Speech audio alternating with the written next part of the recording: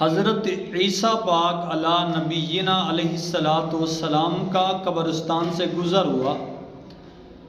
آپ جا رہے تھے، ایک قبر میں دیکھا کہ اللہ کا عذاب ہو رہا ہے، دردناک عذاب ہو رہا ہے، سخت عذاب ہو رہا ہے۔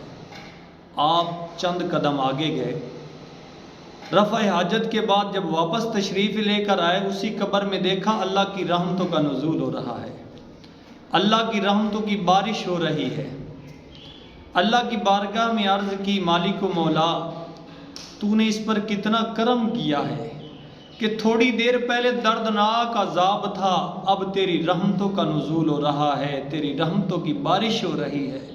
مولا، کس سبب سے یہ کرم ہوا؟ آواز قدرت آئی، اے روح اللہ علی نبینا علیہ السلام، اے میرے پیغمبر، جب یہ فوت ہوا، اس کی بیوی، اس کی زوجہ حاملہ تھی، اس کے ہاں بیٹا پیدا ہوا ہے۔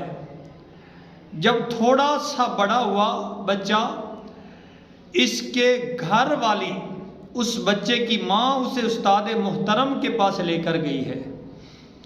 اس استاد نے اسے بسم اللہ الرحمن الرحیم پڑھایا ہے۔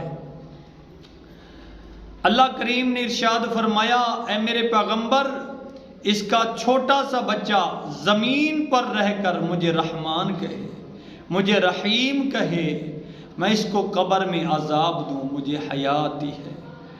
مسلمانوں، حضور کے غلاموں، حضور کے امتیوں، اپنے بچوں کو حافظ قرآن بناؤ، اپنے بچوں کو اسلام پڑھاؤ، قرآن پڑھاؤ۔